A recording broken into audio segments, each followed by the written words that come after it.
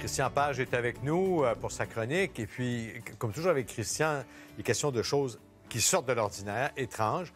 Ce matin, c'est vraiment particulier. On parle de mystérieuses mutilations animales et ça nous ramène aux années 60, fin des années 70. En fait, le phénomène débute dans les années 70, mais le phénomène perdure encore aujourd'hui. Ah oui? Donc, je te place dans le contexte. On essaie de garder nos éphémérides. Donc, au départ, on est en décembre 1978. OK. Le gouverneur de l'État du Nouveau-Mexique, l'honorable Harrison Schmitt, qui, dans une autre vie, a été l'un des 12 hommes à marcher sur la Lune. C'est quand même intéressant.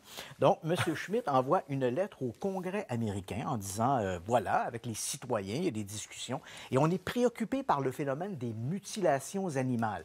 Je t'expliquerai plus avant qu'est-ce que c'est. Okay. Mais c'est ce phénomène où on retrouve apparemment des animaux mutilés. On en aurait retrouvé plus de 8000 dans 15 États depuis 1975. Et évidemment, tout ça représente une perte monétaire pour les agriculteurs. Et donc, le sénateur Schmitt veut savoir qu'est-ce qui se passe avec ça.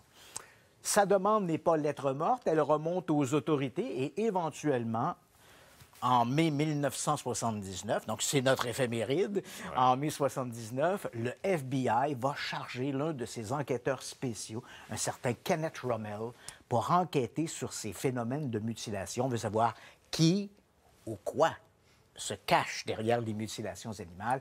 Et l'opération Animal Mutilation vient de reprendre forme. Mais juste le terme est inquiétant et scabreux. D'ailleurs, on prévient, là, les prochaines images, bon... sont un peu choquantes, il faut le dire. Choquantes, là. Mais qu'est-ce... Bon. Tu phénomène... parles de milliers de cas? De têtes de bétail. Donc, voici un peu comment le sujet se présente à travers la littérature. Donc, avant même la lettre du sénateur Schmitt, on rapporte chaque année des centaines, voire des milliers de têtes de bétail qui sont mortes et mutilées. Et dans la plupart des cas, on parle d'animaux qui ont été vidés de leur sang. On parle également d'animaux dont on aurait prélevé des organes, en commençant par la langue, les yeux, les organes génitaux. Dans bien des cas, il n'y a pas d'incision extérieure. Les organes ont été retirés de l'intérieur de l'animal sans incision extérieure. Et quand il y a des incisions extérieures, ces incisions sont si parfaites qu'on pourrait croire qu'elles ont été faites avec des instruments chirurgicaux. Le phénomène débute en fait de façon médiatique au milieu des années 60, en 1967, avec la découverte d'un cheval dans la région de San Luis, au Colorado, où là, la bête a été retrouvée mutilée. À partir des épaules jusqu'au crâne, l'animal avait été complètement nettoyé de ses chairs, alors que le reste de l'animal était à peu près intact. Donc, tu vois un peu le phénomène. On a dû penser à des prédateurs. On y reviendra, Georges, aux prédateurs. Parce que là, évidemment, dans cette situation-là, on s'interroge qu'est-ce que c'est, et le phénomène perdure encore aujourd'hui. On a rapporté, ça a dépassé largement les frontières américaines, on a rapporté des mutilations animales au Canada. Moi-même, j'ai été amené à enquêter sur certaines de ces mutilations. On en a rapporté en Argentine, au Brésil, en Europe et même en Australie. Donc, évidemment, ça soulève beaucoup de questions. À partir du moment où les histoires ont été rapportées dans la presse, d'autres témoins ont dit « Ah, on a vu des lumières dans le ciel tout près. On a vu peut-être aussi des hélicoptères furtifs, fantômes. » Alors, est-ce qu'il est possible que ces mutilations aient été soit la cause faite par des extraterrestres ou une espèce d'agence gouvernementale qui agirait en silence? Alors, si on prend les extraterrestres eux-mêmes... Excuse-moi, ça se coupe à l'âtre avec la barre sur le panneau. Je ne m'attendais pas à ça. Si on amène les extraterrestres, Georges, on se dit, bon, OK, les extraterrestres viennent, s'attaquent à nos vaches et nos cheptels. On peut se poser la question, pourquoi le font-ils depuis 50 ans? Pourquoi? À moins qu'on découvre quelque part dans le cosmos un commerce de portefeuille fait en peau de pie de vache qui soit très sollicité. On s'interroge, bien sûr, sur la question et ça semble un peu invraisemblable.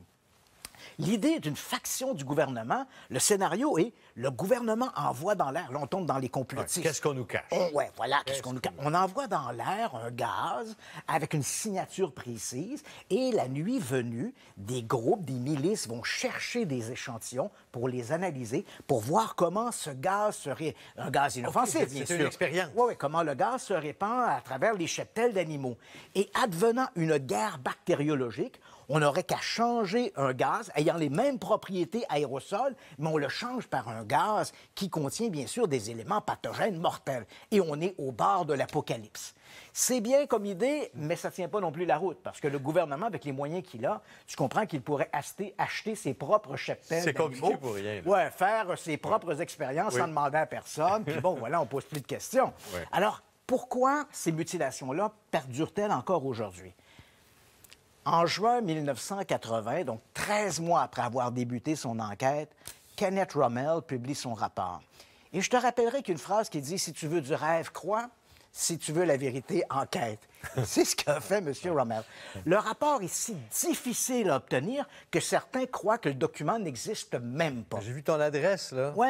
Donc, j'ai la lettre ici. J'ai dû m'adresser directement au gouverneur de l'État et au procureur général, le district attorney, pour obtenir une copie du document qui est ici et qui existe bel et bien. Donc, le rapport sur les mutilations animales, l'auteur, Kenneth Rommel, cet agent du FBI, explique que, en fait, c'est une tempête dans un verre d'eau. Il y a toujours eu des mutilations animales sur les terres agricoles. C'est généralement des prédateurs, des coyotes, et avec mutilation qui s'ensuit, généralement des oiseaux charognards. L'agent Rommel explique que dans certains cas, des oiseaux comme des vautours ou encore des busards ont des longs coups. Et passe-moi là un peu le détail, mais avec un grand coup comme ça, ils peuvent entrer dans les orifices naturels des animaux et aller chercher les chairs tendres à l'intérieur, les yeux, la langue, les organes, les viscères, sans avoir à déchirer l'animal de l'extérieur. Okay. Et quand on déchire l'animal de l'extérieur, Rommel dit, il faut faire attention parce que sur les terres, souvent les animaux sont retrouvés 2 ou 3 jours après leur mort. Les tissus ont commencé à se gonfler. Une déchirure en dents de scie, je vois que tu veux de oui, pour le week-end. Je voulais le voir depuis près. Là. Je m'excuse d'avoir coupé l'angle de la caméra. Donc, les déchirures en dents de scie, lorsque l'animal commence à gonfler, vont donner une impression d'un coup de scalpel, alors que c'est simplement les lois de la nature. Kenneth Rommel explique, il dit... les gens qui croient en des explications surnaturelles, le niveau d'éducation est généralement inversement proportionnel à l'éducation. Donc, moins les gens sont éduqués, plus ils favoriseront une explication surnaturelle et plus les gens sont éduqués, plus ils vont chercher du côté de la nature et des explications. On a vu ça dans bien d'autres domaines aussi. Oui, tout à fait. Tu connais parfaitement. Et je dois t'avouer, je ne peux qu'endosser cette conclusion parce que dans le cas des mutilations animales sur lesquelles j'ai enquêté, autant les rapports de nécropsie que j'ai obtenus par les médecins légistes, par les vétérinaires ou encore par les enquêtes de la GRC a mené des enquêtes sur les mutilations animales et elles vont toutes dans le même sens. Ce sont des charognards. Il n'y a rien d'extraterrestre. Il n'y a rien de mystérieux. C'est un phénomène, a priori, Georges, qui nous semble mystérieux, mais il s'alimente de notre ignorance. S'alimente est le verbe pertinent. Merci beaucoup, Christian Page. La semaine prochaine, la bière d'or. Non.